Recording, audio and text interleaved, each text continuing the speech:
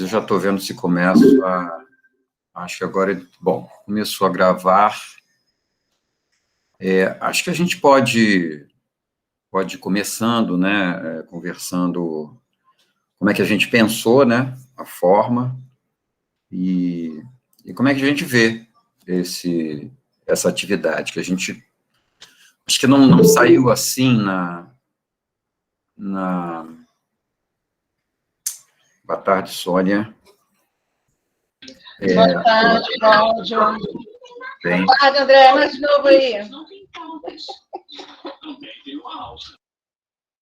Então, a gente quando pensou, eu, na verdade, combinei essa atividade com a turma, né, que eu tenho hoje de política educacional, e conversando com a turma, a gente acabou... Primeiro eu propus para a Luciana, né, que, enfim, estava na organização, um pouco com o título, mas depois a gente viu que seria menos pesado, né, já que tem uma mesa agora às 19, com uma temática muito próxima, né, uma temática próxima, embora mais específica, com a pedagogia. E a gente já estava trabalhando esse tema e pensando esse tema para aproveitá-lo, mas aí acabamos caracterizando como roda de conversa. Eu não sei se saiu assim no programa, eu acho que em alguns anúncios, em alguns impressos, saiu só como atividade, mas a ideia é a gente trocar, né, algumas ideias, porque a temática ela é bastante ampla, né, ela envolve diversos aspectos da política educacional, e até porque a gente tem colegas aqui, sejam estudantes que, né, estão estudando, né, a temática agora, sejam os colegas professores, que certamente têm contribuições, né, e o mais importante, acho que é a gente discutir aquilo que a gente pode estar dialogando, né. Então, é isso, mais que uma apresentação mais formal, né, isso talvez a gente tenha, com certeza, a gente vai ter agora na mesa seguinte, ok? Bom, então, só para confirmar, a Camila vai estar aí nos ajudando, a Camila, que é uma das estudantes da turma de política educacional, está aí, tomara que a nossa rede ajude, né, Camila? A gente conversou um pouco e, né, pensamos em trazer algumas questões para o debate, né, que são mais gerais, como eu disse, né, a questão da formação de professores, ela tem uma relação com a BNCC, mas não apenas, né, tem uma relação com as políticas, em geral, as políticas educacionais atuais, né, por exemplo, as políticas de avaliação, que não estão tão explícitas ainda na questão da formação de professores ou do trabalho do professor, né, que é um dos meus temas de pesquisa, mas tantos outros, né, a gente tem aí, mas o que a gente escolheu mesmo é a relação com a BNCC, porque é disso que se trata, né, e, aliás, não se trata nem apenas, ou tão somente, né, ou principalmente da relação com a BNCC, mas o que estaria implícito da BNCC, que interessou, né, aos formuladores de política de formação de professores para vincular, né, a BNCC à formação nas licenciaturas, né. E aí talvez eu já adiante para nós enfim, uma noção que não nasce agora, vem lá dos anos 90, mas que tem aí uma história, né, uma história já de 3 décadas, que ressurge, eu tenho chamado isso de uma ressurreição, agora na BNCC, na terceira versão da BNCC, que é exatamente a noção de competências. E a nossa hipótese é que a BNC Formação se vincula à BNCC fundamentalmente para trazer essa noção para a base de formação de professores, para além de ser uma noção importante, organizadora do currículo da educação básica, né, como o BNCC, tanto do ensino médio quanto do ensino fundamental, né. Então, eu começaria historicizando rapidamente essa relação, depois a gente faz a dinâmica que a gente escolher aqui, tá, pessoal, como roda, mas a gente poderia trazer algumas questões, a Camila talvez trouxesse algumas questões que a gente pensou, eu já trouxe a principal, né, para mim esse é um grande debate a ser feito, né, e repito, ele tem diversas nuances, né. A noção de competências está em absolutamente todas as políticas educacionais brasileiras, todas, né, e conforme eu disse, ela nasce nos anos 90, né, ali com as reformas dos anos 90, né, com o advento do chamado neoliberalismo ao Brasil, né, exatamente com Collor de Mello ali, no iniciozinho dos anos 90, e no campo da educação, uma necessidade por conta de uma crise que vinha de anos anteriores, de décadas anteriores, uma crise do sistema capitalista, né, sobretudo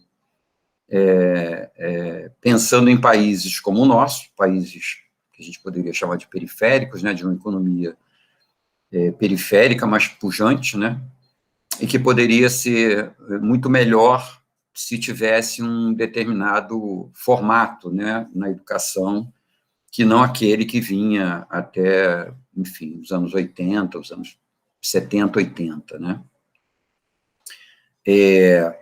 Bom, e aí, isso, eu não vou me aprofundar muito, mas essa noção chega com uma série de propostas novas, né, ditas, alguns chamam até de uma mudança paradigmática, eu não chegaria a tanto, na área da educação, da pedagogia, sobretudo, da educação em geral. Tem um autor importante nos anos 90, que se chama Philippe Perrenot, né, que é um defensor árduo, né, da pedagogia das competências, e, enfim, eu trabalhei Perrenot já na minha dissertação, ali pelos anos 98, 99, né, pesquisando o Exame Nacional do Ensino Médio, e, então, as competências chegam com força, sobretudo no ensino médio, né, com os parâmetros curriculares nacionais do ensino médio, ali na segunda metade dos anos 90, né, onde as competências dominam completamente,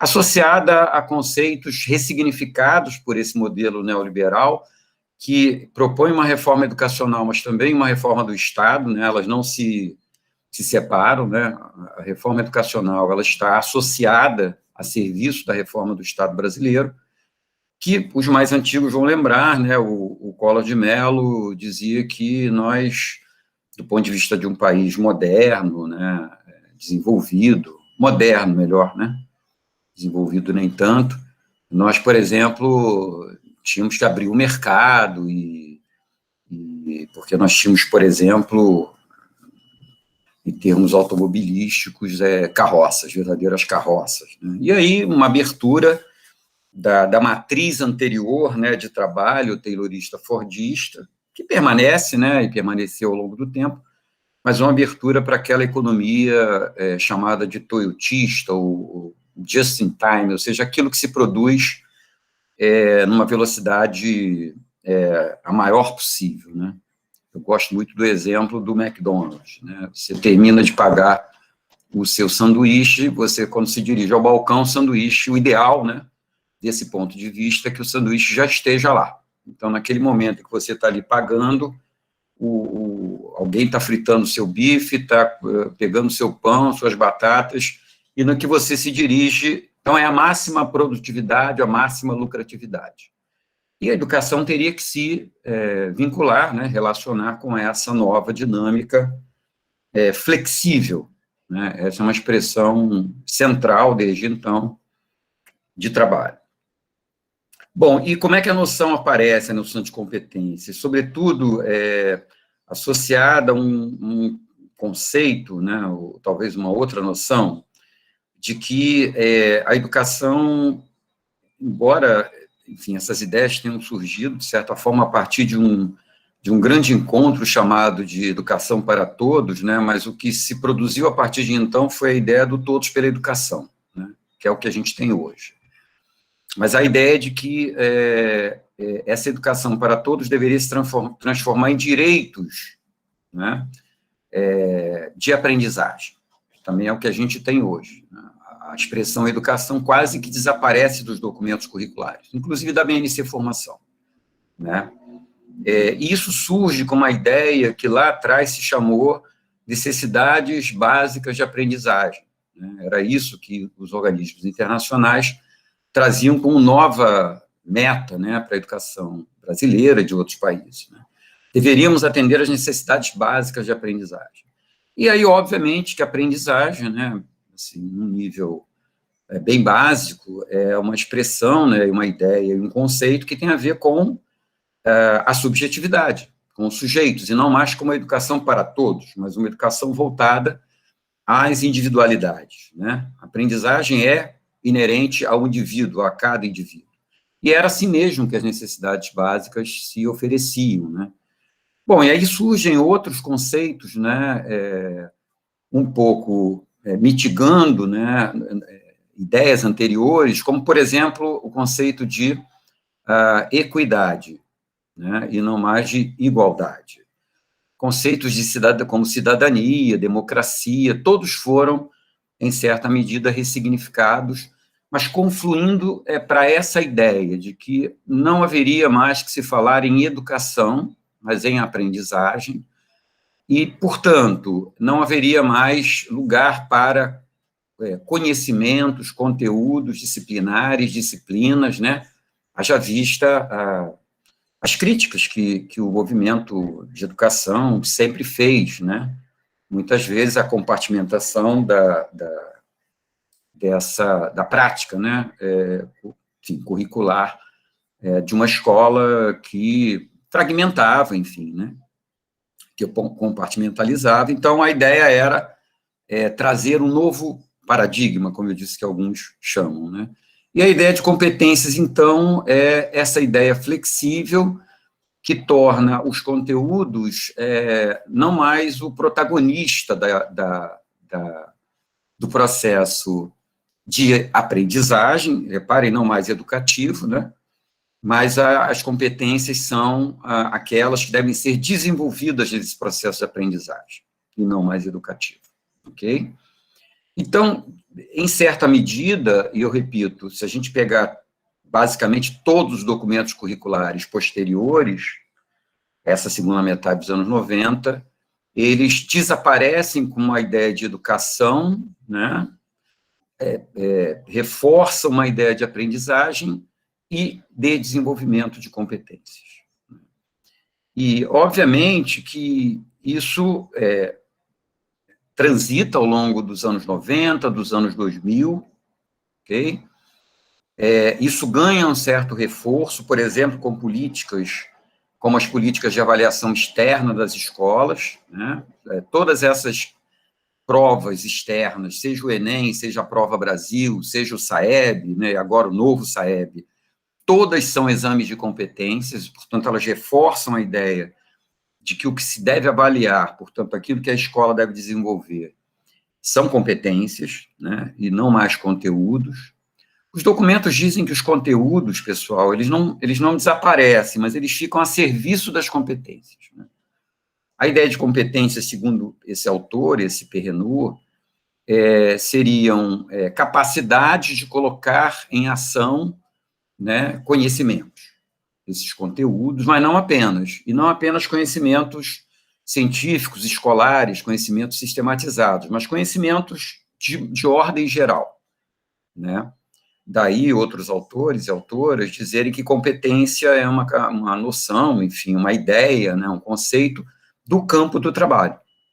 Ele migra do campo do trabalho, lá na França, por exemplo, já nos anos 80, a gente tem pesquisadores escrevendo sobre isso, há uma migração dessa ideia para o campo da educação, e aqui, por exemplo, nós temos uma autora chamada Cássia Quenzer, que vai, por conta disso, dizer que é uma impossibilidade a escola ou o processo educativo, né, aí sim, o processo educativo, desenvolver competências, ok?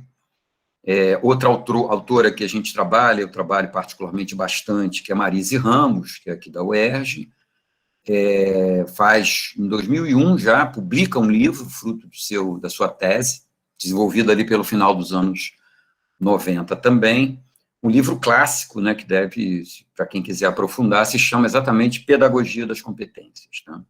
Depois, conforme for, se Camila me ajuda, a gente disponibiliza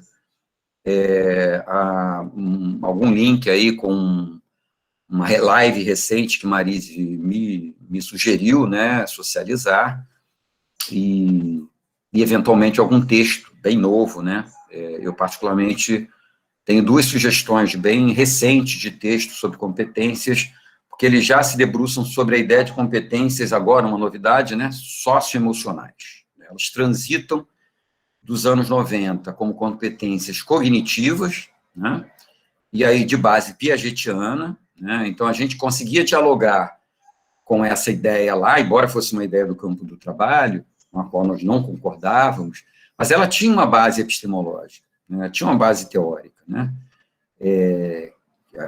aqui no Brasil, quem movimentou muito, quem ajudou muito na defesa dessa ideia, dessa noção com base em Piaget, foi um professor de São Paulo, eu não lembro mais exatamente qual universidade, chamado Lino de Macedo. Talvez alguém aqui conheça, depois a gente fala um pouco mais. Né? O Lino teve muito presente, né, sobretudo lá nos PCNs, né, do ensino médio dos anos 90, formulando, né, toda uma ideia de mudança curricular com base nas competências cognitivas, né, com base em Jean Piaget. Então, só para dizer que isso se alterou, eu vou dar um salto aqui, tá? Porque senão fica muito longo.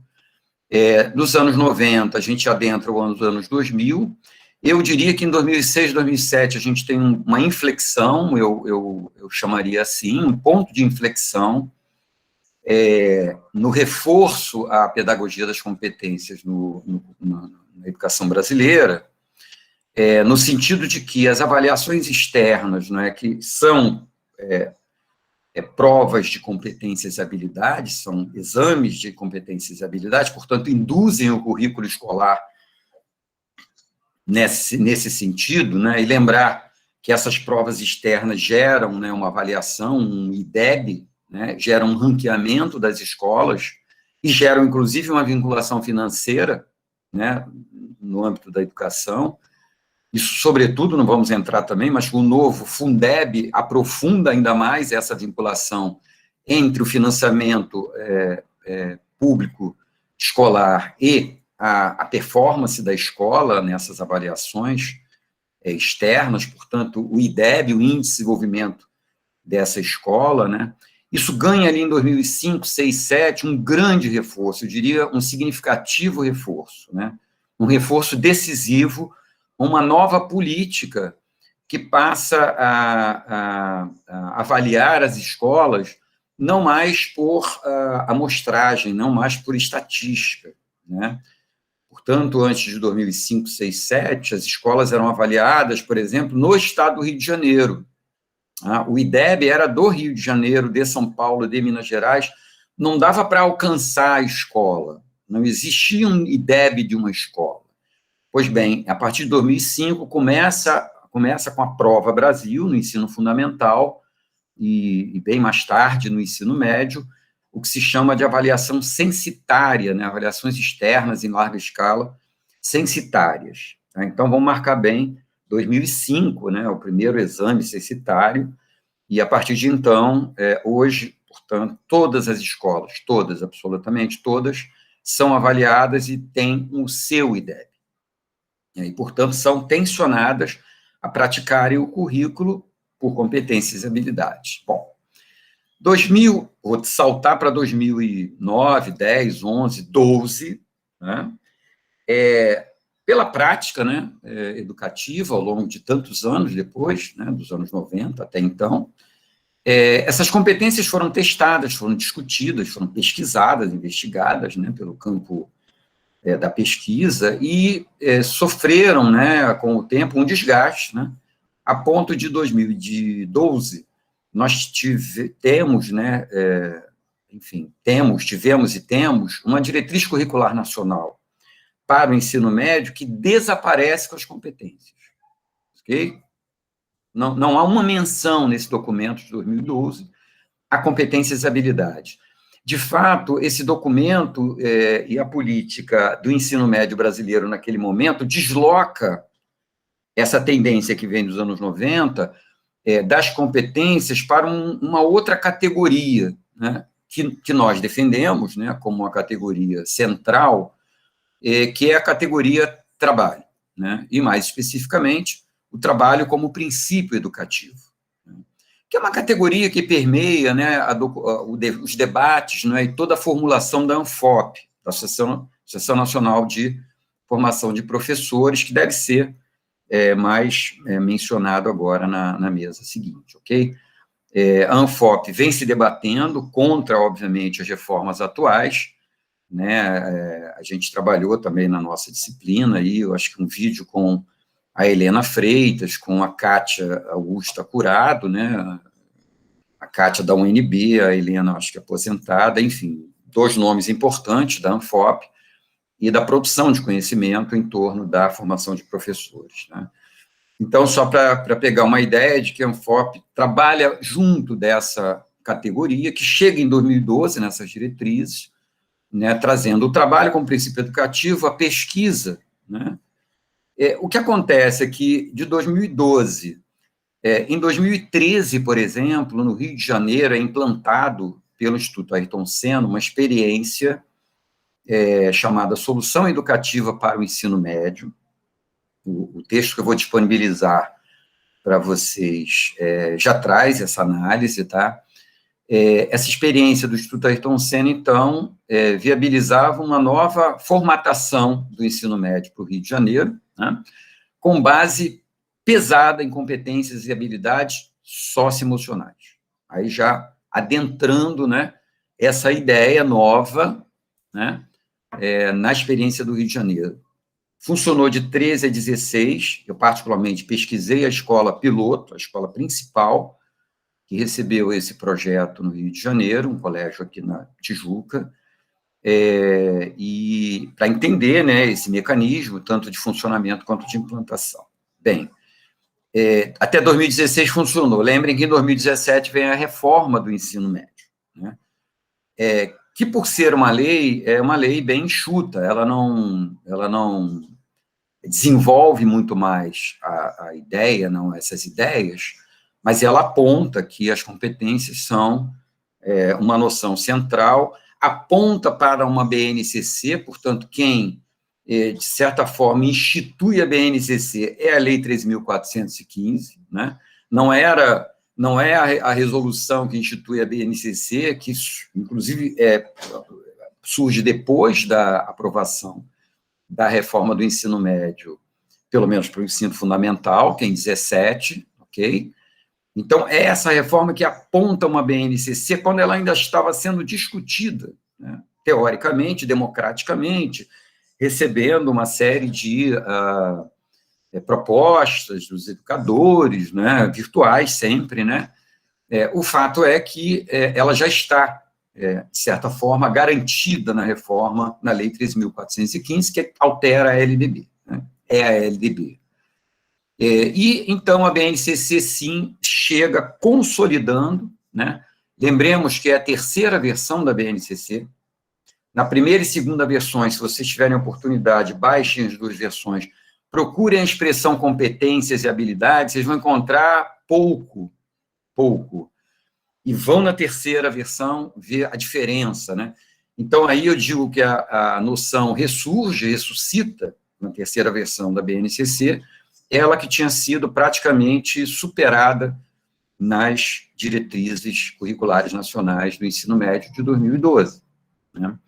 Bom, em seguida vem a Base Nacional Comum Curricular do ensino médio, né? Em seguida, as diretrizes curriculares nacionais do ensino médio, que atualizariam aquelas diretrizes de 2012, mas vejam que não atualiza, na verdade, atropela completamente, porque desaparece com aquelas categorias que as diretrizes de 2012 trabalhavam, sobretudo a ideia do trabalho como princípio educativo, e retornam pesadamente com a noção de competências. Tá? Aí nós já estamos aqui, né, no processo das reformas atuais.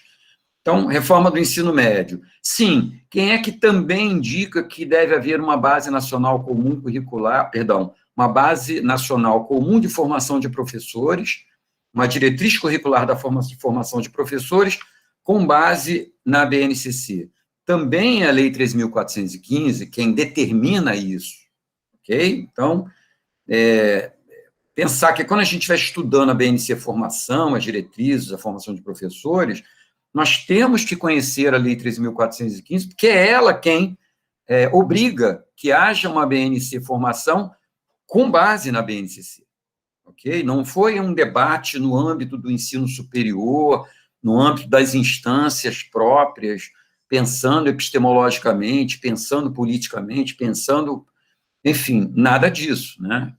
É a Lei 13.415 quem direciona, portanto, para uma BNCC com base em competências e habilidades, por conta da terceira versão ter sido ali a escolhida, né? E, nesse sentido, a BNC Formação nasce em 2019, né? A formação inicial, e, se não me engano, logo em seguida, 2020, a resolução que traz a formação continuada na mesma linha. Né? Bom, gente, dei uma passeada aí, acho que eu demorei aí uns 20 minutos, 25, 30 minutos. Acho que está de bom tamanho para ter trazido, né, o desafio de nós, a partir dessa mudança, né, que eu indiquei, que tem 3 décadas, por isso ela é forte, eu digo sempre, né? Essa mudança não é forte porque a BNC é do governo Temer, a BNC é do governo atual. Não, essa mudança é forte porque ela já vem sendo gestada há 3 décadas. As ideias são ideias de 3 décadas atrás, eventualmente aperfeiçoadas, né? Mas os seus fundamentos estão todos lá atrás, ok? Então, nós não temos mais um campo educacional, nós temos um campo, uma discussão sobre aprendizagens, né? Então, vamos lá. Portanto, aprendizagens que se vinculam ao sujeito, à subjetividade, portanto, a competências, né, e habilidades que são vinculadas a esse sujeito. Portanto, não temos mais uma educação pensada para todos, ou uma produção coletiva, social, sócio-histórica, como a FOP defende, do conhecimento, né, mas uma produção do conhecimento centrada no estudante. Né? Daí 2 expressões centrais das reformas da educação básica que pulam para a BNC Formação. A ideia do protagonismo juvenil e a ideia do projeto de vida. Reparem que são 2 ideias carro-chefe que tanto aparecem, né, centralmente nas reformas da educação básica, quanto, como eu disse, se vinculam agora à BNC Formação. Vou fechar com as seguintes questões. A ideia do protagonismo juvenil não é nova, né? A ideia, enfim, eventualmente do próprio construtivismo, a ideia do próprio construtivismo piagetiano, que estava lá nas competências, como eu disse, dos anos 90, as competências cognitivas, né? Mas a ideia do projeto de vida, né, essa ideia, ou essa noção, ou esse conceito, ou seja lá o que for, isso não está em lugar nenhum, não está em nenhuma dessas políticas, ok? Esse é um movimento agora do governo, né, do CNE, do Conselho Nacional de Educação, e das políticas educacionais, né, no sentido de que é uma disciplina obrigatória no ensino médio, certo? E também no ensino fundamental. Ela já aparece como mudança, né, porque é oriunda aí, vinculada à BNCC. E, de novo, projeto de vida é algo que tem a ver com as vidas individuais, subjetivas, pessoais, né, dos sujeitos, que, se a gente lembra lá dos pilares para a educação do século XXI da Unesco, precisariam se desenvolver, não em aprendizagens, já estava dado lá nos anos 90, né, no sentido do aprender a aprender, né, do aprender a aprender, no sentido de que se aprende ao longo da vida. Aprendizagem ao longo da vida é um conceito cunhado lá nos anos 90 pelo debate que a Unesco fez, né, pelo enfim, movimento, né, e produzido, inclusive, um relatório importante, né, na área de educação, estudado até hoje. Portanto, aprendizagem ao longo da vida, portanto, aprendizagem, e a ideia do projeto de vida está exatamente nesse contexto, né? E nós, no ensino agora superior, na licenciatura, vamos ter que entender de tudo isso para estar trabalhando com os nossos futuros professores o projeto de vida, as competências cognitivas, socioemocionais. Vamos ter que estar entendendo, por exemplo, não mais de campos disciplinares ou áreas disciplinares que têm a sua história, a sua filosofia, né, e são, de certa forma, abalroadas, né, por uma ideia de área de conhecimento. Também nós vamos ter que dominar isso para poder, né, então, não há que se falar mais em história, geografia, sociologia ou filosofia, mas em ciências humanas e sociais, né? E detalhe, aplicadas, né? Não por outra razão, o PNLD, o último PNLD, traz o único livro, né, livro didático, né, livro que se refere aos campos, às áreas de conhecimento. Tem uma novidade, né? Então, tem livros da área de matemática e suas tecnologias, tem lá 10 livros, né, aprovados, tem livros da área de linguagem e suas tecnologias, lá tantos livros aprovados, tem livro na área de ciências da natureza e suas tecnologias, e tem livros da área de ciências humanas e sociais aplicadas. Esse aplicados deve acender para nós uma luz bem vermelha, muito bem, que é o nosso campo, né? Entretanto, surge um quinto livro, né, que é um livro que eles chamam de interação entre ciências sociais e humanas aplicadas e matemática. Bem interessante isso para a gente estudar, né?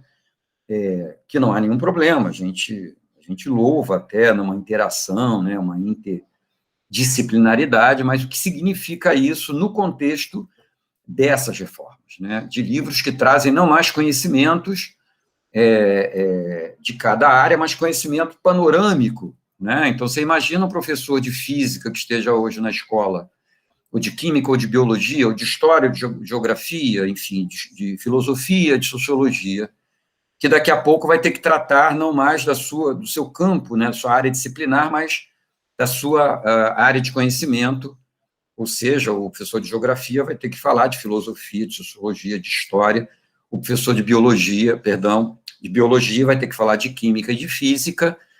As duas áreas que ficaram mais ou menos individualizadas foi exatamente a matemática e a área de linguagem, né? O quinto itinerário formativo, assim chamado na reforma do ensino médio, que é a área profissionalizante, é um capítulo à parte, não vale muito a pena a gente aqui desenvolver, mas é uma tese à parte, né?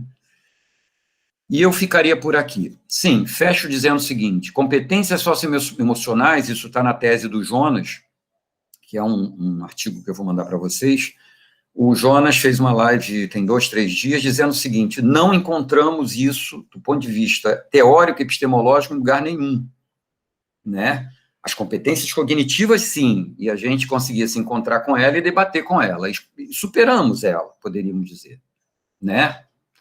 Mas as competências socioemocionais são um construto que não é baseado num tal Big Five, né, que é um construto, enfim, uma ideia norte-americana, obviamente relacionada ao mundo empresarial, ao mundo do trabalho, do capital, né, da mais-valia, mas que não tem base. O Jonas está ali concluindo a sua tese e não encontra ainda exatamente a base teórico-epistemológica, enfim, a base com a qual nós poderíamos estar nos deparando para tentarmos dialogar e fazer a crítica devida, né?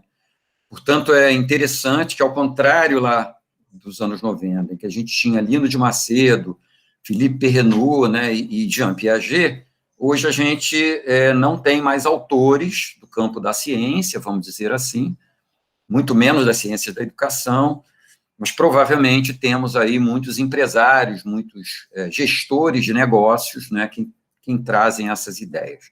Bom, essas seriam um pouco as nossas contribuições. Vou passar um pouco para a Camila. Preparada, Camila?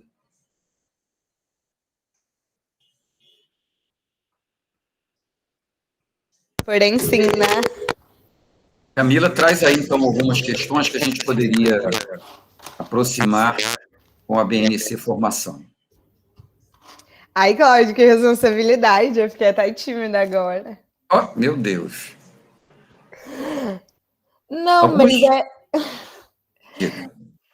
mas você falou bastante, né? Uma coisa que me chamou a atenção quando a gente estava conversando hoje mais cedo foi que você colocou que os conhecimentos são a favor das competências, né?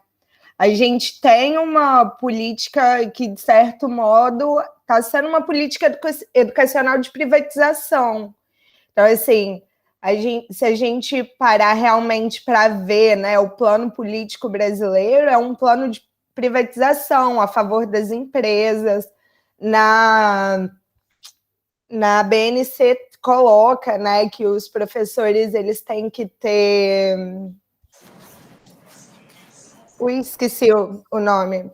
Mas que eles têm que ter tido uma experiência profissional antes, várias coisas relacionadas a essa questão, né, profissional, e o quanto, né, que é essa formação na questão, por exemplo, de horas, tem as horas separadas, né, na legislação e tudo mais, e o quanto que isso está sendo precarizado, assim, cada vez mais vem aparecendo a precariedade da educação mesmo, de pegar esse currículo que já era mínimo e colocar um currículo menor ainda, sabe? Sim.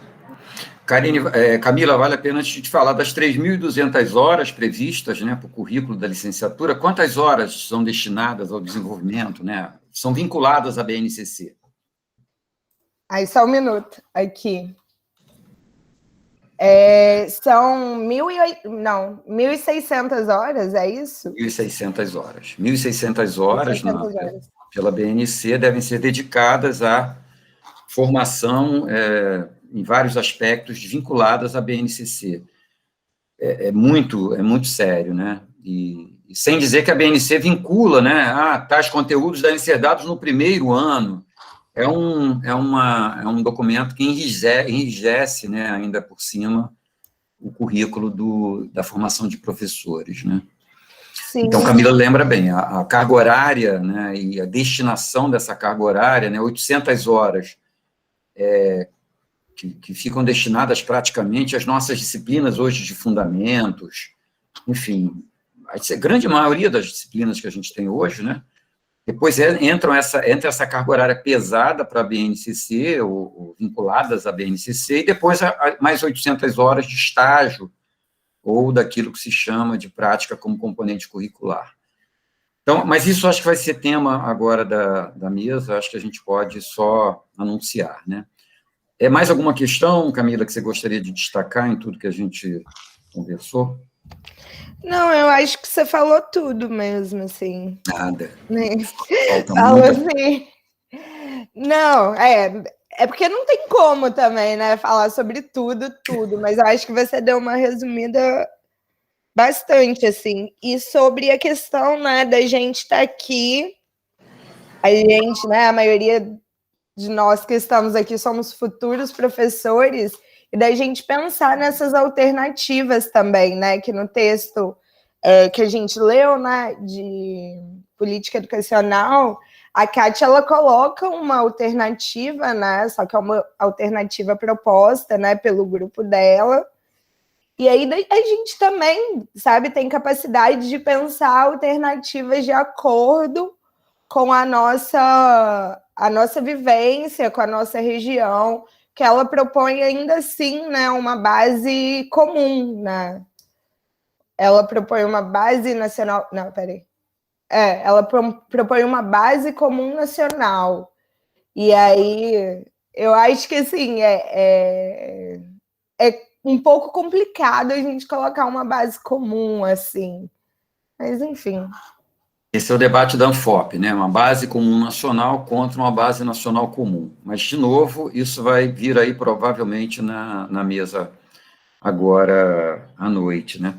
Mas eu chamaria a atenção que era legal mesmo a gente pensar aqui juntos, né, juntas, alternativas, né, que já surgiram, né, como a gente falou aqui, em 2012, existem no campo, por exemplo, proposto pela própria Anfop, existem outros campos, né, eu lembraria aqui da linha defendida pelo professor Dermeval Saviani, né, da pedagogia histórico-crítica. Então, alternativas nós temos, né, e tivemos, inclusive, presente nessas diretrizes de 2012 que eu me referi, mas foram devidamente, como eu disse, o texto das diretrizes novas que atualizam as diretrizes de 2012, né?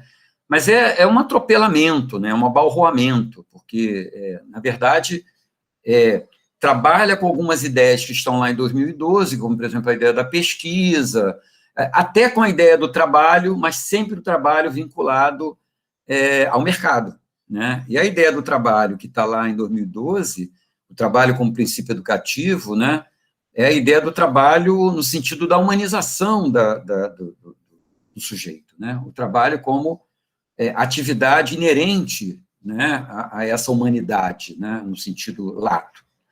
Então, é um trabalho no sentido ontológico, como está expresso lá nas diretrizes. Isso desaparece nas diretrizes novas, obviamente, e aparece só o trabalho, né, vinculado ao mercado, e tudo que aparece em termos de projeto pessoal, de projeto de vida, de crítica, né, dizem que temos que formar o cidadão crítico, mas no sentido de estarmos dentro desse sistema, né, sem questioná-lo, inclusive, né, porque é o papel da escola, né, através da formação escolar, da formação universitária, nós questionarmos, inclusive, o próprio sistema que nos forma, né, as disciplinas, os conhecimentos, que é o que fazem hoje vários movimentos, por exemplo, a pegar o movimento decolonial, né, que alguns de vocês certamente estudam. E isso é algo que o conhecimento escolar deve prover, né? Mas no sentido que está colocado, não tem mais esse espaço. As competências, elas devem ser desenvolvidas com vistas a determinados comportamentos, né, com determinadas ações. Que ações? As ações ou a ação que me possibilita viver dentro da sociedade existente. E qual é a sociedade existente que nós temos hoje? Por exemplo, no campo do trabalho, né, que é uma necessidade de todos os trabalhadores, né? O mundo do trabalho é a única forma de produção da existência que os trabalhadores têm. Não tem emprego, né? Só temos subemprego. Então, de alguma maneira, as socioemocionais vêm nesse sentido, né, de formar esse cidadão novo, né, esse trabalhador novo, para um mundo completamente instável, né? Bom, acho que já falamos demais, vamos ouvir um pouquinho quem está presente aí, que certamente tem gente com muita contribuição aí. Quem gostaria de falar? De repente se inscreve no chat para ficar um pouquinho mais organizado e a gente... Mas, ou princípio, levanta a mão, é só levantar a mão. Ou levanta a mão. Pronto, aí, ó, André. Tá bom. André vai inaugurar. Pode mandar, André. Então, não, assim, eu não tô muito a par dos detalhes, quer dizer, sei lá se não estou muito a par, porque eu tenho lido bastante coisa, mas não é meu ponto, assim, de pesquisa, especialmente meu maior interesse. Mas, por exemplo, essa questão das competências, eu até coloquei no chat, né, um linkzinho do próprio Perrenu. Acho que a gente já tinha comentado isso, né? Que é interessante, assim, né? Porque às vezes a gente fica com esses significantes, as palavras, que são todas polissêmicas, né? E para o próprio Perrenu, eu não sei se foi nesse Roda Viva, mas acho que foi mesmo, que ele fica assim, impressionadíssimo quando fazem essa associação e responsabilizam ele por ter introduzido o tema, né? Ter introduzido o termo, ele diz, não, olha, eu não, né? Eu penso competência de outra forma, não essa competência dentro do vocabulário empresarial, né, de qualidade total e tal. Ao mesmo tempo, eu fiquei te escutando, eu fiquei pensando assim, poxa, os professores agora vão ter que... O professor de química vai ter que saber um pouco de física, de não sei o que e tal. Também isso não era uma meta progressista em algum momento? Né? A questão da interdisciplinaridade, isso também é importante, eu acho bacana, porque a gente também se queixa justamente das disciplinas tão estanques umas das outras, né? Então, não sei, isso me parece uma coisa positiva, em princípio. É claro que aumenta, né, as responsabilidades do professor, né? Será que a gente vai conseguir formar um professor com essas competências, né, de fazer esses ganchos? Assim, não sei. E outra coisa que eu anotei foi... O que foi? Ah, sim, essa coisa da formação para o trabalho, né? Não como mercado. Eu não sei o que dizer, porque, assim, por um lado, a gente sabe, né, Cláudio, que é isso que você falou. No capitalismo avançado, a gente vai ter cada vez postos de trabalho, né?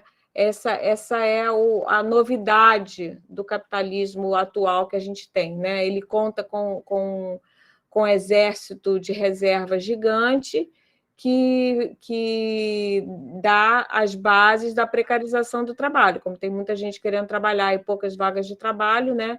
Então, as condições, a pessoa aceita qualquer condição. Agora, o estudo, ele precisa, de alguma forma, se haver com isso, né? Porque, senão, a gente acaba entrando num tipo de educação que a gente mesmo, eu estou falando da gente, considerando nós, os progressistas, né? Os que valorizamos o interesse comum, coletivo da sociedade, né? Pensamos numa sociedade mais justa, etc. e tal. Então, aquele tipo de ensino super classicista, né? Humanista, que a gente já teve no Brasil, nas universidades brasileiras, no século XVIII, no começo das universidades no Brasil, né? Que formava bacharéis completamente dissociados da vida prática. Isso também não era interessante. Então, essa coisa da vida prática eu acho muito interessante, né? Que é isso que você falou, tem a ver com Piaget, tem a ver com os ideais dos pioneiros da educação, né? Tem a ver com isso. Então, assim, ao mesmo tempo, a gente também tem uma demanda. Esse conhecimento serve para quê? Né? Isso é uma demanda da esquerda também, né? De oportunizar o acesso a conhecimentos, quer dizer, você aprende, por exemplo, os tipos de ligações químicas, mas você sabe para que utilização aquilo pode ter na sua vida cotidiana, né? Que eu também acho interessante. Se bem que eu não acho eu acho que isso tem que ser dosado, porque, ao mesmo tempo, eu sempre critiquei isso, porque, às vezes, as pessoas dizem assim, não, tudo na escola tem que ter uma função prática. Eu digo não, né? Porque senão a gente abolia a poesia, por exemplo, né? Não serve para nada prático. Então, eu acho que tem que ter tudo, uma equação de segundo grau, uma matemática discreta, né, equações limite, por exemplo, tem uma beleza, aquilo ali é poesia também, serve para quê? Na nossa vida cotidiana não serve para nada, mas aumenta a nossa capacidade de abstração, por exemplo, que é uma coisa importante para a formação também, né? O que você acha disso?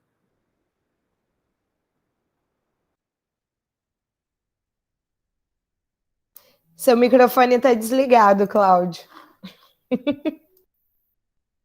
Desculpa, aí Você gostaria de dialogar com a Andréia, Camila, acrescentando ou complementando alguma coisa?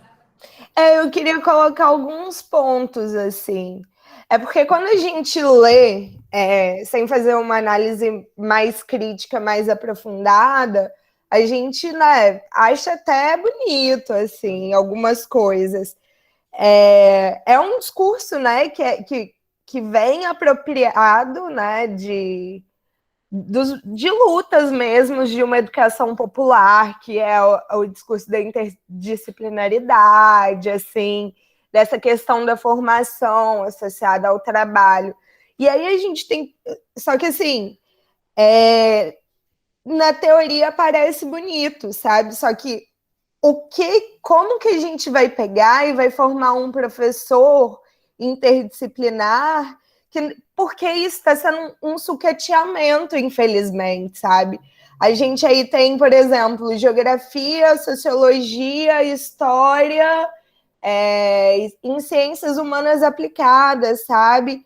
E aí a gente pega tudo isso, como que a gente consegue juntar tudo isso para formar um profissional que vai saber só o que vai estar na BNCC, sabe? A gente tem que parar e começar a problematizar, porque é bonito, mas é uma coisa eu conversando com um professor de história, que é meu colega, e criar um trabalho junto, né? A outra coisa é eu conseguir ter a formação de tudo isso apenas para dar aula para a BNCC. A gente sabe que a BNCC ela não contempla tudo, principalmente depois dessa reforma.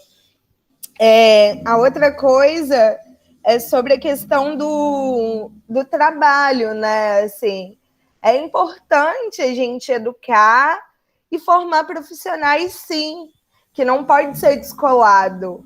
Só que, né, a gente tem essa questão, mais uma vez, da gente estar formando operários, sabe? É como se, tipo, eu acho que a autora deu o exemplo, né? É como se, a autora que eu digo é a Kátia, no caso. Como se a gente tivesse colocando, por exemplo,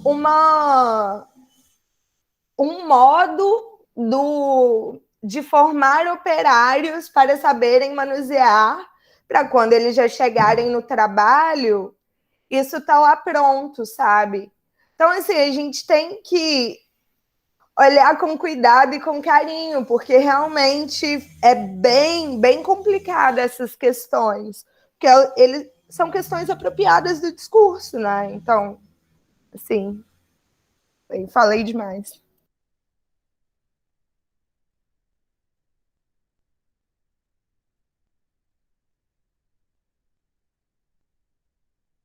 Seu microfone estava fechado de novo, Cláudio. Então, vou comentar rapidamente e a gente passa para... o link do texto da Kátia. Se você tiver, Camila, por aqui a gente só consegue passar link, né? O texto do Jonas eu não passei para vocês, né, Camila? Mas eu não sei como é que eu vou fazer. Depois a gente deve ficar com a referência de todo mundo. Se eu não conseguir agora, a gente coloca depois. Eu acho que dá para a gente responder o questionário e enviar para todo mundo, assim, depois pegar a lista da lista de presença. De qualquer maneira, Kátia Curado com C, né? Kátia com K, Curado com C. O NB, talvez dê até para achar na internet, porque é um texto de uma revista recente, agora, dessas semanas, tá? O outro não, o outro também dá para achar, porque é o texto do Jonas Manuel, da revista Mosaicos, que é uma revista do CAP-UERJ. Também um texto recente, os dois sobre competências socioemocionais. Legal que o Jonas vai tratar do ponto de vista mais teórico e epistemológico, né, vai uma pesquisa de doutorado, né, o do Jonas é sobre competências socioemocionais, a Kátia vai tratar sobre BNC, né, BNC formação, e essa alternativa, né, que ela chama de uma alternativa sócio-histórica, etc., enfim, a proposta atual aí da BNCC, das reformas da própria BNC. O que eu dizia que tem outro texto, acho que eu esqueci, junto do Jonas, sobre competências socioemocionais, que acabou de ser lançado por uma colega de Angra, a Ine, né, que eu acho que também é do doutorado dela. Ela escreveu esse texto agora, recentemente, também numa revista, se não me engano, junto com o seu orientador, que é o Rodrigo Lamosa, e esse acho que a Andréa talvez tenha visto, né? Não sei se ela se a Aine divulgou, eu não sei nem por onde eu vi isso, se foi pelo Facebook, não sei. Mas são 2 textos importantes. Então, o do Jonas vai tratar mais do ponto de vista teórico e epistemológico, a Aine talvez mais pelo campo político, né, das reformas do Estado. Então, acho que são 2 textos que se complementam. A Andréa traz um tema importantíssimo que tem a ver com a formação de professores, né, que é o campo do que a gente chama de prática, né? Prática é uma categoria, né, e não é uma categoria simples, eu diria, né? Algum tempo atrás, eu lembro que no Instituto, no IEAR, né, surgiu a discussão de que a gente tinha que se adequar àquela ideia do PCC, né, da prática como componente curricular. E a minha primeira questão surge, mas o que é prática, né? Qual é o conceito de prática para cada um de nós, né? E a gente fez essa adequação, e o currículo da UF foi adequado, né, a diretriz de 2015, né, e agora tem que mudar de novo. Inclusive, esse é um debate para a gente. Mas ele continua presente nisso que a Andréa traz, né? Qual é o papel da prática? E aí é uma questão também de concepção, né, de concepção de formação. Só que para conceber a formação, a gente precisa se perguntar, né, que, aliás, o sistema capital se pergunta, né, e responde através das políticas. Mas nós precisamos, para antever, né, para conseguir vislumbrar uma alternativa, que tipo de sujeito, né, de ser, a gente quer formar, né? Que concepção, qual é a concepção de educação que nós temos e que o sistema tem, que as reformas têm, né? Portanto, que concepção de formação. Eu trouxe aqui uns detalhes, né, procurando apontar alguns elementos fundamentais, que é nesse sentido. Por que o professor ao longo de tantas décadas, cada vez mais desqualificado? Porque o projeto de aprendizagem não é mais de ensino-aprendizagem, né? Que a educação, numa perspectiva determinada, é um processo dialético de ensino-aprendizagem, né? Onde as 2 coisas são juntas. E, de certa forma, tanto a ideia de competências quanto a própria ideia de educação, de ensino, né, ou de aprendizagem das reformas, é uma ideia que, de certa forma, desintegra ensino de aprendizagem, já desaparece com o ensino, e, portanto, desaparece com o professor, né? Eu tenho um texto num livro chamado Trabalho Docente sob Fogo Cruzado, ele também está gratuito, pelo LPP-UERJ, onde o meu título é Da Desnecessidade da Educação à Desnecessidade do Trabalho Docente. Desnecessidade é uma expressão que uma colega trouxe de Portugal, né, português de Portugal, mas é isso, tanto a educação vai perdendo o seu sentido, né, um sentido que tinha, que nós tínhamos crítica, né, como a Andréa diz, quanto o trabalho docente, né, o trabalho do professor, o trabalho escolar, também vai perdendo sentido, na medida em que se volta com aquela ideia de que o estudante que deve ser o foco, o protagonismo, o projeto de vida, e isso está vinculado a uma determinada concepção, repito, né, de conhecimento, de educação, de formação humana, ou não, né? Cidadão para o sistema atual é o cidadão consumidor. Imagina, o sujeito que hoje não tem emprego, está desempregado, está na rua, né, não tem casa, ele jamais será chamado de cidadão, né, por essa noção que existe, né, de alguma maneira, né. Ao contrário, o outro que conseguiu emprego, que se vira nos 30 e tal, esse é chamado de empreendedor, que é uma expressão que se substitui a empregabilidade dos anos 90, né. Então, André, eu diria que essa ideia de prática, ela está vinculada com 2 naturezas, né.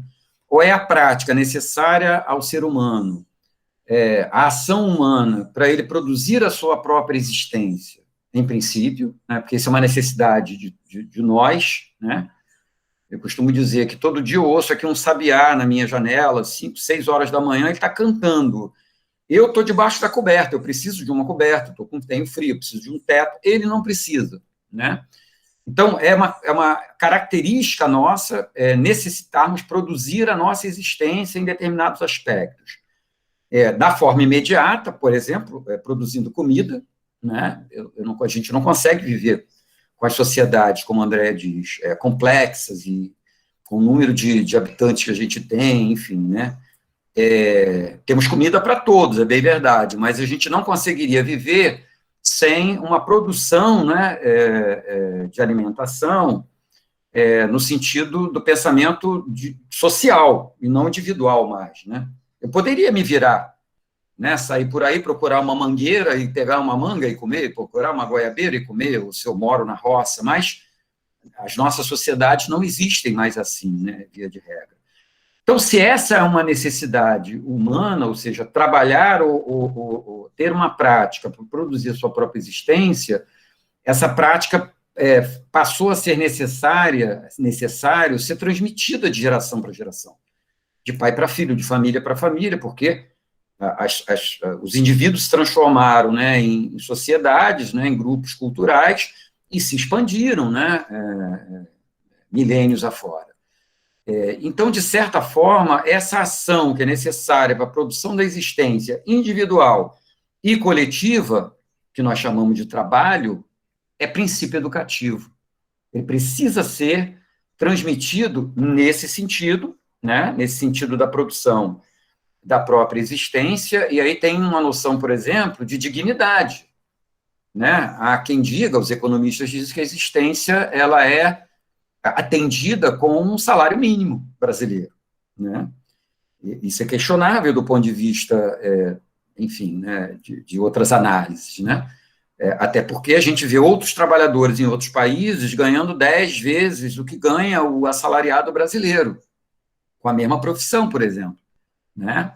Sei lá, alguns países europeus ainda mantêm um determinado nível de atendimento, né? E são países capitalistas, então, para a gente ver que é muito complexo, a gente tem que ter análise do capitalismo em países como o nosso, porque o sistema, como ele é globalizado, ele tem uma determinada forma e um determinado projeto para países como o nosso, né? Desde aquele encontro de Jontier, né? Aquele encontro foi um encontro das organizações dos países centrais, pensando, né, a educação, a economia, o Estado dos países na margem, né? Entretanto, cuja produtividade, né, que interessa, obviamente, aos países centrais, né, a riqueza produzida, muito lhes interessa. E a educação é, obviamente, central, né, desde a teoria do capital humano, né, hoje travestida, de certa forma, né, camuflada de competências e habilidades. Então, André levanta uma questão central. Então, a formação do trabalho é central, evidente. Por isso que a gente defende o trabalho como a noção central, ou se a gente quiser, a atividade, a prática. No campo em que eu milito, né, em que eu me vejo teoricamente e praticamente, nós dizemos que a produção de conhecimento ela é dialética, mas ela tem uma direção, é da prática para a teoria, nós dizemos, né?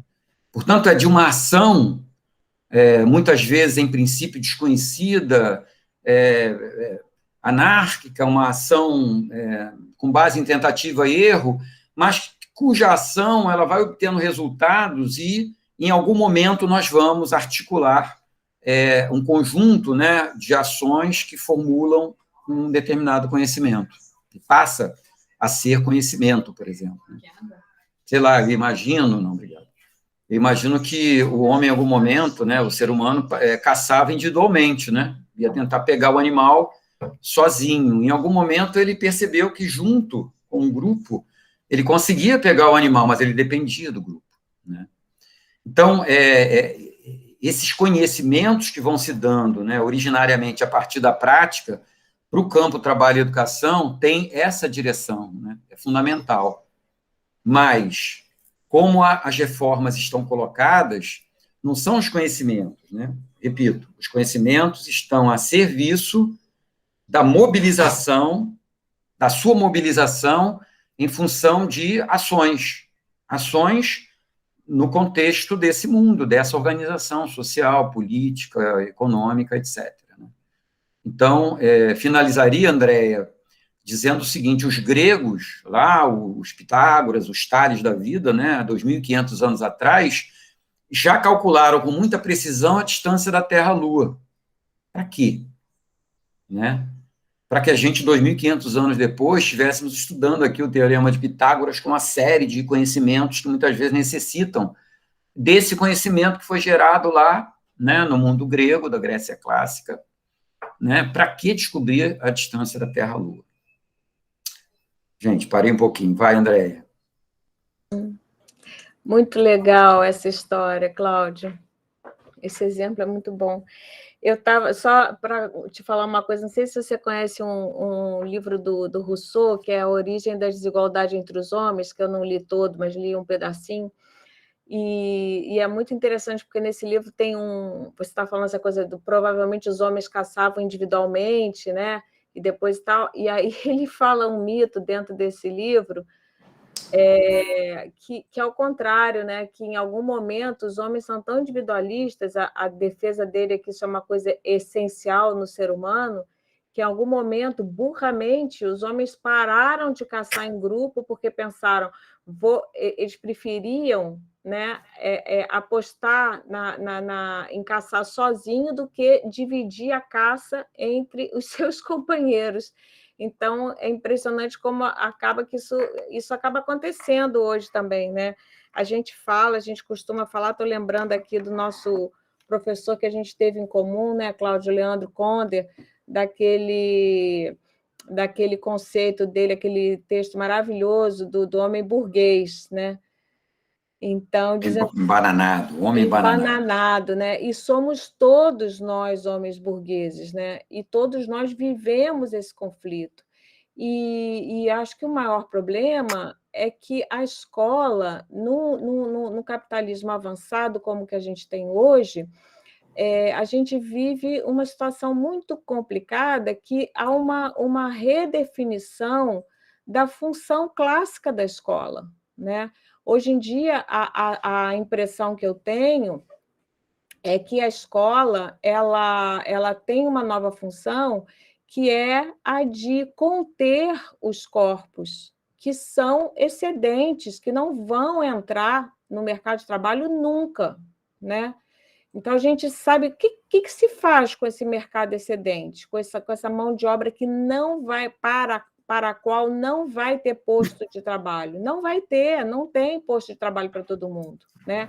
Então, essas pessoas precisam minimamente serem contidas. Então, quando eu vejo a reforma do ensino médio, eu vejo isso, né? Uma necessidade de conter.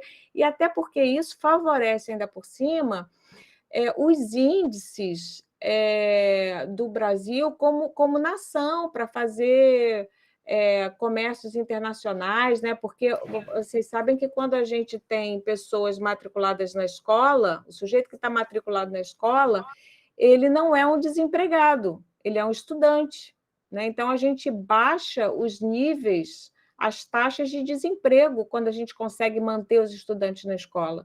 Isso tem uma função, né? Uma função social. Então, parece que a escola hoje, a principal função social dela é essa, pelo menos a escola para... Então, assim, quando a gente fala em dualismo na educação, que é um tema muito importante para quem estuda, né, política pública de educação e tal, antes a gente falava no dualismo a escola para os trabalhadores, né? E a escola para os donos dos instrumentos de produção, né? Os capitalistas, digamos assim, né? E hoje em dia não, hoje em dia a gente fala numa escola para trabalhadores, aqueles que vão ter acesso aos postos de trabalho, uma escola para trabalhadores braçais e uma escola para não trabalhadores, né? Mas para pessoas terem, assim, serem biscateiras, aproveitar, serem flexíveis, né?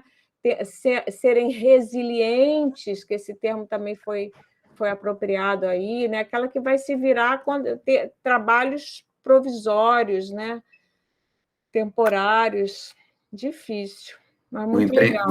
O empreendedor, exatamente. O empreendedor. E todos nós somos empreendedores, né, Cláudio? E a gente está vendo, nesse momento, o que está acontecendo com os trabalhadores de Uber, né? Eles que pensam, né, a lógica que tenta se disseminar é que eles são patrões deles mesmos. E agora? Gasolina alta, o que faz? Não vale mais a pena. Então, é isso. O empreendedorismo como a empregabilidade foram termos que foram sendo ressignificados, né? De novo, né? A gente antes, eu me formei no Cefet, né, no antigo Cefet. Eu fui qualificado para trabalhar com, por exemplo, telefonia. Hoje não existe mais, o mundo do trabalho não pensa mais em qualificar ninguém. É essa formação panorâmica, inclusive, que está aí proposta para nós, né, no ensino superior, né? Professor, vai ser aquele professor da área que não vai ter aprofundamento. Essa experiência já foi feita aqui no Rio de Janeiro, lembra? Tem um projeto, eu tinha um colega de inglês que dizia para mim, pô, Cláudio, quando tem que dar aula de matemática é difícil para mim, né? Ele dava aula de tudo. Alguém lembra do nome desse projeto da rede municipal, se não me engano? Do Rio? O projeto foi conhecido, né? Então, isso já vem sendo ensaiado, de alguma maneira, né? Essa ideia de flexibilização. Mas, André, eu queria só, antes de passar a palavra para o Luiz, que se inscreveu, dizer o seguinte: a gente pode pensar em 3 perspectivas liberais, né? Eu estava ouvindo ontem, acho que o Pércio Arida, que é um intelectual orgânico do Capital, né, entrevistado pela Miriam Leitão.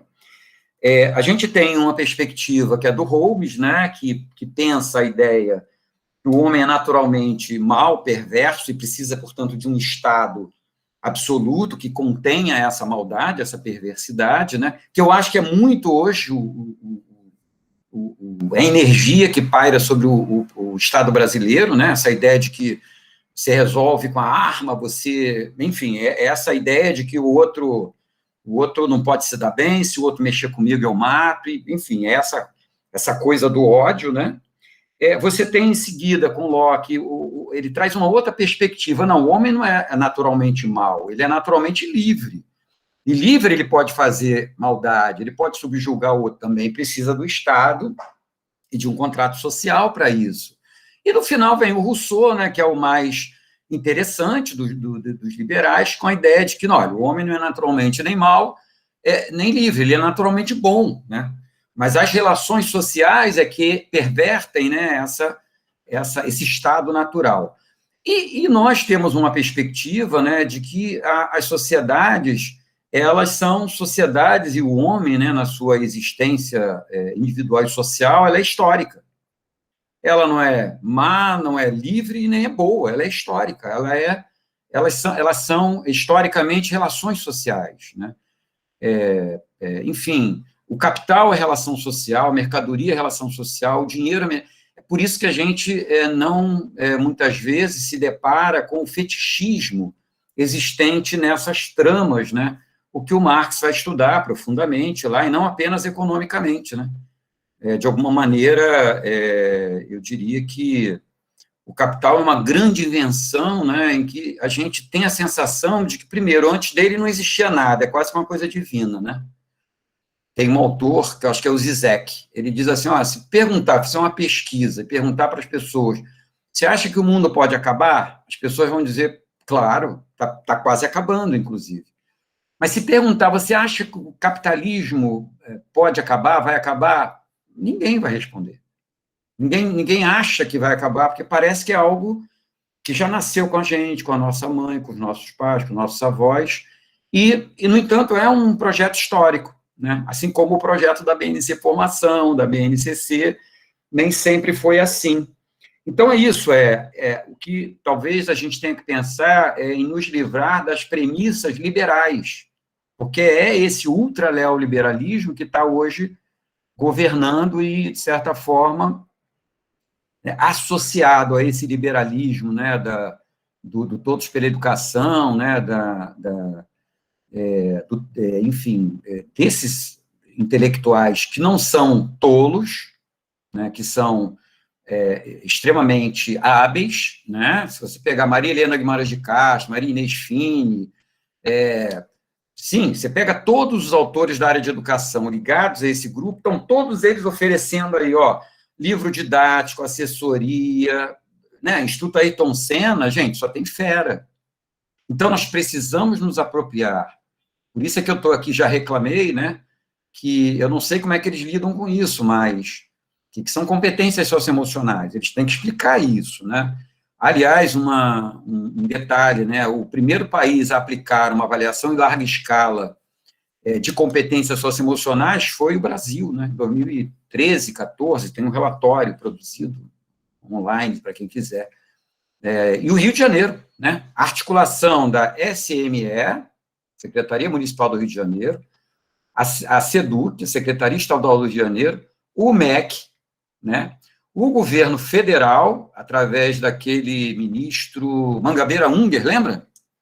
Brasil, agora é pátria, como é que é? Eu não lembro mais como é que era, Ponte para o Futuro, não lembro mais. O Mangabeira visitou o Rio de Janeiro, visitou aquela escola que eu mencionei anteriormente, né, que estava implantando aqui o projeto do Ayrton Senna, porque o governo federal estava achando muito importante, interessante essa reforma, né? Então, não é uma reforma do atual governo, gente, né? É uma reforma do atual governo que tem interesses econômicos, né, da ala econômica, de fazer, por exemplo, a reforma administrativa, de tirar a estabilidade do professor. E como é que nós vamos fazer uma live crítica, né, eventualmente, né, suficiente, gravada, se a gente, no futuro, não vai ter estabilidade que a gente tem hoje? Ninguém vai, quer dizer, a gente vai comprometer, inclusive, a ideia do pensamento crítico, né? O alcance desse pensamento crítico, e vai passar a estar cada vez mais dentro da ordem. Luiz, desculpa aí, te deixei esperando. Pode pegar a palavra e pode falar. Não, que isso, professor. Eu só queria pegar um gancho da Camila a respeito da reforma do ensino médio, que alguns professores, eles vão ter que sair da área dele para entender outra matéria para poder estar ensinando os alunos. Agora, uma coisa que eu não concordo é o seguinte, é você fazer uma reforma e você não ouvir os atores principais, que são os estudantes. Porque o estudante, na hora que ele for ver, na realidade, na pele, o que é a reforma do ensino médio, vai ser igual agora às pessoas que estão reclamando que atingiram uma certa idade e com a reforma da Previdência ele vai ter que trabalhar mais, mas na época concordaram. Então eu acho que isso, para mim, vai ser uma catástrofe muito grande, entendendo? Porque a gente já está numa pandemia, a gente não sabe quando vai sair, a educação está assim, precária, esses alunos, quando voltarem para a sala presencial, eles vão voltar com muita deficiência, vão ter que voltar muito lá atrás, e ele vai deparar com uma reforma que vai ser um impacto muito grande para ele, entendeu? Então, isso aí que eu tinha que falar, tá bom? Obrigado, Luiz. Fazendo aí menção à reforma do Estado, né, articulada com as reformas educacionais. Vamos aí, então, agora ao Daniel. Está inscrito. Fala, Daniel. Boa noite a todos, boa noite, Cláudio. Queria recuperar um pouco, discutir um pouco a BNC formação, tá? Está dizendo que a minha internet... para baixar. Eu queria entender como é que a gente pode fazer uma reforma. A reforma foi alongada, não sei se você viu, Cláudio, a gente tinha que acertar os nossos currículos, né?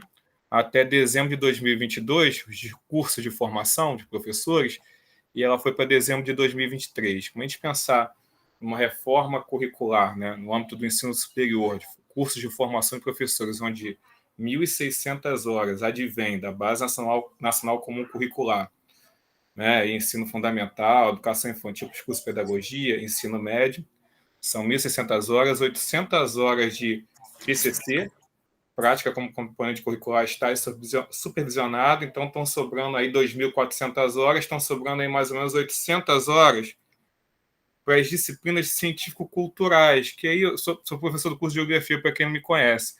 Aí seriam, dentro do curso de Geografia, seriam para as disciplinas de Geografia Política, Geografia da População, Geografia Econômica, né?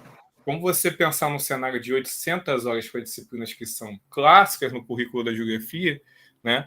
Se você for perceber, se você for prestar atenção na outra, no currículo antigo, você tinha uma quantidade de horas maior, eram 1.800 horas, caindo para 800 horas. E aquelas 200 horas de atividade teórico-prática de aprofundamento, que a gente chama de A6, né? Atividade complementar, sumiram também da BNCC Formação. Como a gente pensar quais são as propostas que você vem aí dialogando com os grupos de debate, né?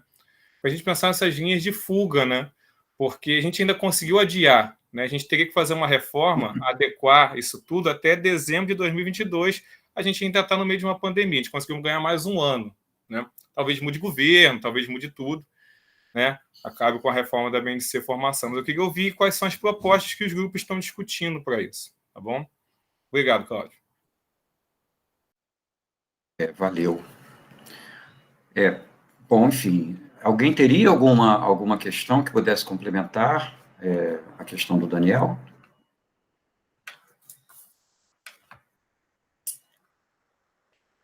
Não? Então, vamos lá.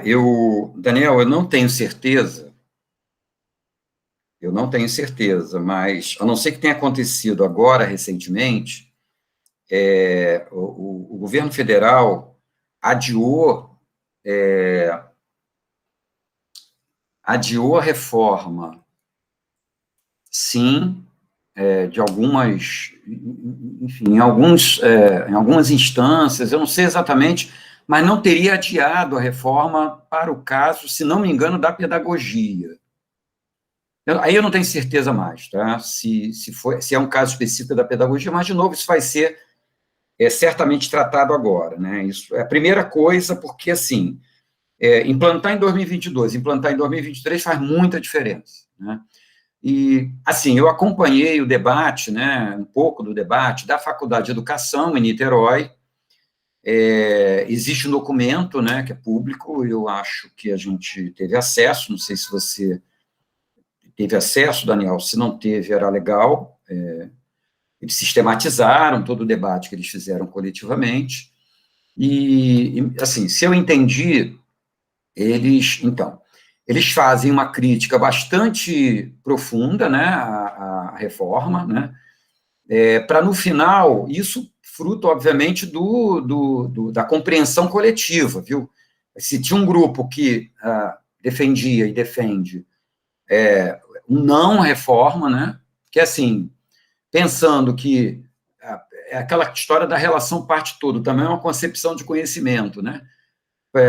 Para mim, o todo, né, de determinada problema, questão, né, colocada, é a relação entre as partes, né? Não tem um todo e as partes, né? O todo, segundo a definição que me convence, são exatamente o conjunto de, enfim, políticas, o conjunto de ações, o conjunto de aspectos, né, relacionados. É daquela relação que eu observo um todo, aliás, não é nem o todo, né, é um todo historicamente definido, conjunturalmente determinado, e contra o qual eu posso me colocar, né. Nesse sentido, aquele coletivo de Niterói produziu, então, um documento crítico, como eu dizia, então, majoritariamente essa opinião, mas, ao mesmo tempo, sugerindo que o ideal fosse que nós postergássemos, nos adiássemos, né, essa reforma nas licenciaturas.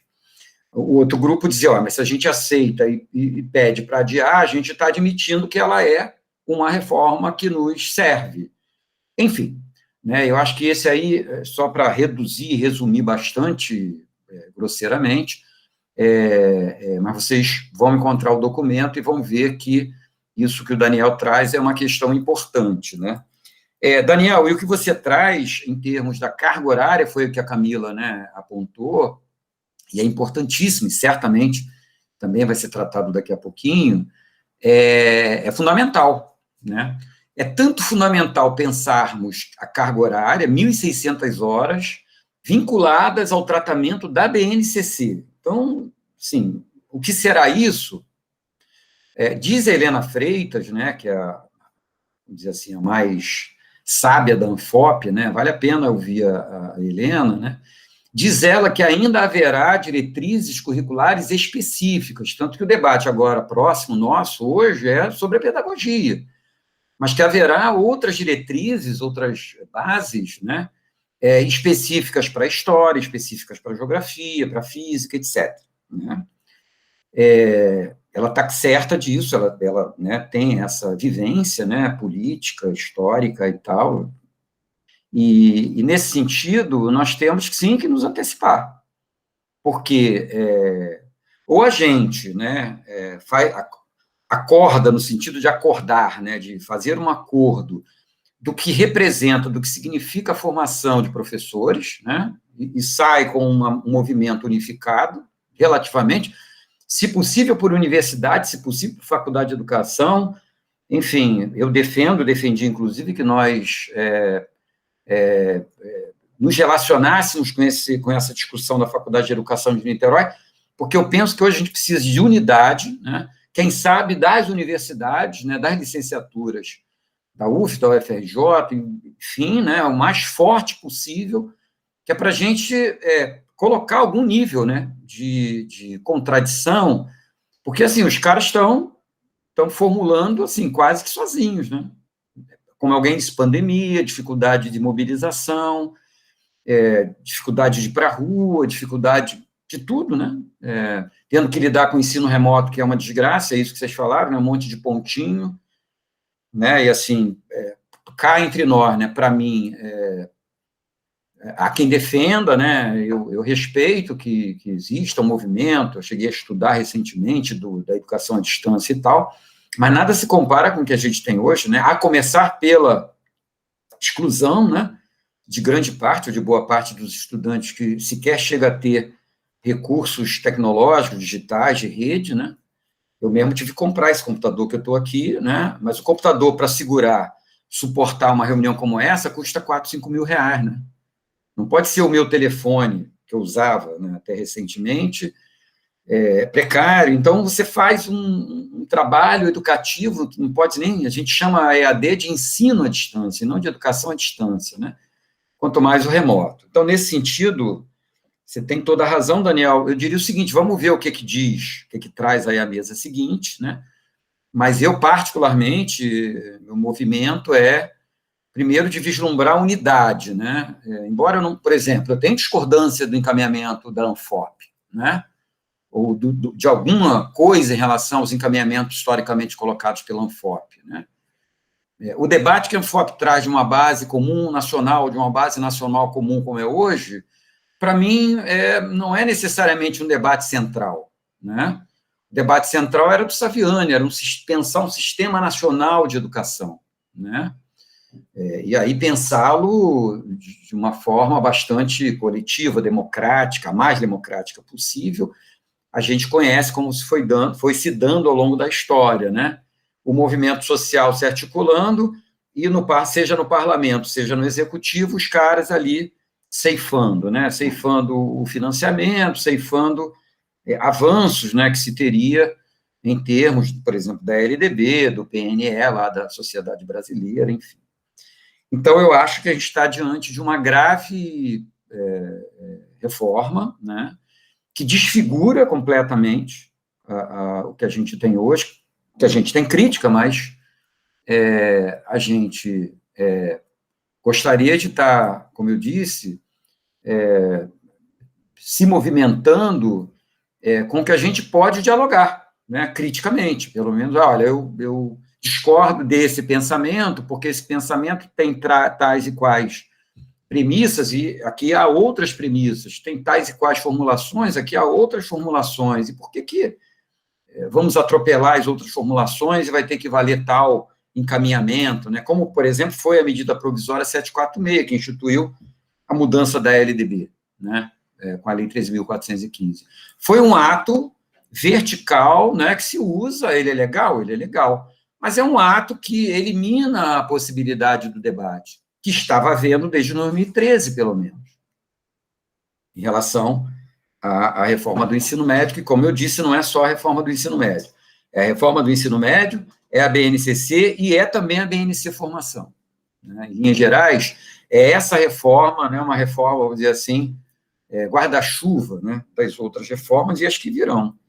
Então, Daniel, desculpa se eu não tenho muita coisa para acrescentar, mas, além do que a gente já disse, né, que são características dessas reformas, eu diria que você tem razão, 1.600 horas, para mudar algo que a gente sequer tem ideia, né, que é isso, mudar da ideia do campo disciplinar de conteúdos para a área de conhecimento, que não é interdisciplinaridade, vejam, pessoal. A ideia de interdisciplinaridade mantém a disciplina ainda no campo do debate, centralmente. Até a transdisciplinaridade, né? Mas, quando se fala, deixa-se isso, ou usa-se isso, apenas de forma, enfim, adjacente, e as competências são o construto central, e a ideia da área de conhecimento, aí eu acho que a gente tem um problema na base de conhecimento dessa formulação, tá? Daniel quer falar alguma coisa aí? Pode falar, Daniel. Só comentar, Cláudia, que fizemos uma reforma tem pouco tempo, né? Foi um gasto de energia, esforço intelectual, e aí você sente para nada, porque fizemos uma reforma a partir das diretrizes curriculares nacionais de 2015, então no curso de Geografia, assim como no curso de Pedagogia, tem 2 currículos concomitantes. Então, com essa reforma que vai vir, vão ser 3 currículos concomitantes, assim, sabe? E pouco tempo de maturação, né? Essas reformas estão tendo isso, pouco tempo de maturação para a gente testar a reforma. Tá? Isso me deixa muito preocupado, assim, cansado, assim, um esforço. Lembrando da reforma que eu passei, né? Depois virou diretriz curricular comum aos cursos de licenciatura, tinha uma base curricular comum dos cursos de licenciatura na UF, 615, se eu não me engano o número, tá? E como foi um esforço de 2 anos para fazer isso, né? E agora a gente vai fazer esse mesmo movimento, não sei se a gente vai fazer, né? Está no momento de estabilidade, e a gente vai fazer uma situação pandêmica, de um ensino remoto, com reuniões remotas aqui nessa situação. Tá? Mas obrigado, Cláudio. Tem intencionalidade nisso, né, Daniel? A gente não pode ser ingênuo, né? Por isso que a gente acha que a nossa área, né, André, a área da OIB, a área da política educacional, ela dá para a gente esse pé atrás, né, que o capoeirista sempre usa, né? A gente sabe que, porque a gente vai à história, a gente vai à própria ideia da filosofia, né, do caminho, né, da educação brasileira, por exemplo, e percebe que é feito dessa maneira. Os interesses não são pedagógicos, né, apenas. Para que aí a pedagogia das competências entra a serviço do político, do econômico, né? Mas a gente sabe que o que determina as mudanças, inclusive no campo educacional, são esses acordos, né, no âmbito do Estado. Por isso o Estado, por isso que eu mencionei aqui as 3 perspectivas liberais, né? A concepção de Estado que nós temos, ela é central para a gente entender o que está acontecendo, não se decepcionar e continuar na luta, porque é assim, né? E talvez, eu diria aqui, né, vejam, não é algo que está sendo rompido agora. Como eu disse, essa reforma tem 3 décadas. Passou por todos os governos que por essas 3 décadas transitaram, né? E foram reformas aperfeiçoadas. E, repito, não é uma reforma genuinamente do governo de plantão, seja do governo federal, seja do governo estadual, seja do governo municipais. É uma reforma que vem de trás, claro, ela sofre aí uma ação, né, de atores centrais, né, mas são atores do sistema neoliberal, do modelo neoliberal, né, e não aquela pauta, por exemplo, do homeschooling, para pegar um exemplo, tá? Esses autores da proposta da BNC Formação, da BNCC, eles são contra o homeschooling, né? Você pega, acho que a Viviane Sena, né, que é enfim, uma das principais aí do Instituto Ayrton Senna, ela vai fazer críticas que a gente até tem vontade de bater palma, né?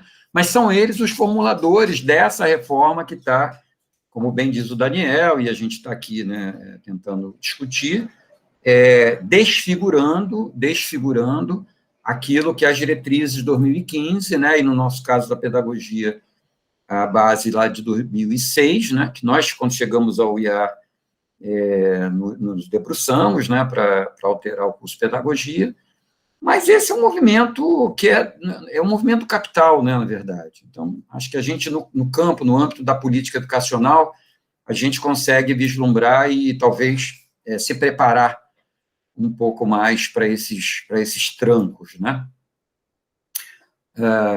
Então, pessoal, mais alguma intervenção? Porque eu acho que vai ter muita coisa debatida agora, proximamente. Acho que a gente poderia, se ninguém quiser dizer mais alguma coisa, fechando, tem o link de presença, aí a formalidade, né? E dá uma descansada, né? Porque 19 tem outra. E Agradecer, Cláudio. A gente agradece muito pela Obrigada. presença de todo mundo, né? Foi legal. Eu estava dizendo para a Camila, né, Camila, se aparecerem 10 pessoas, eu já solto foguete aqui, né? Apareceram, sei lá. Mais de 20. Foi legal. E é isso, gente. A gente acredita que a produção do conhecimento, isso foi a minha vivência de igreja, lá nas comunidades de base, né? Ela, quanto mais coletiva, ela é mais rica, né? Tem um trabalho individual, né, de sistematização, mas esses trabalhos coletivos, de grupo, sobretudo a ação, né, coletiva, ela é hoje mais necessária do que nunca, né, com todos os problemas que a pandemia nos trouxe. Quer falar alguma coisa, Daniel? Vendo aqui, estava agradecendo aqui ao Cláudio, né, a Andréia, a Camila e a turma, né, que acho que se originou da disciplina de políticas de educação, né? Sim. Eu discuto com a minha turma em residência pedagógica, a gente está tentando fazer um debate sobre reforma do ensino médio, e os impactos e tal. E eles trazem muito o que vocês vêm discutindo em política de educação. Vamos interagir, cara. Numa hora dessa, vamos fazer um trabalho conjunto, né? Porque é isso, a gente pesquisa, se enfia num determinado tema, e é assim que funciona, né? Para nós, né? Mas para eles, não. Para eles, agora a gente vai ter que nadar, né? Nadar na superfície e não dar uma olhada se tem ali um peixinho querendo pegar o pé da gente, ou se tem um tubarão. Ou um tubarão, tem muito tubarão. Tubarão que mais tem, né? Então, vamos trabalhar, cada um com seus objetos, né? Tá bom? Bom, agradecer, então, novamente, todo mundo. Vamos finalizando, eu vou ver como é que para essa gravação aqui agora. E nos encontramos aí, eventualmente, na mesa próxima, tá bom? Boa. Tchau, gente. Boa noite. Um abração, gente. Até mais. Boa noite. Boa noite. Boa noite.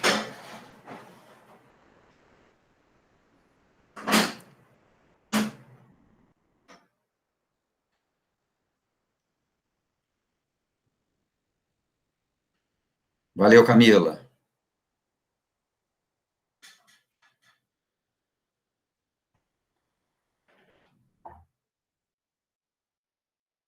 Eu já pedi para parar a gravação, mas acho que ele deve demorar um pouquinho, né? Não, agora que eu vou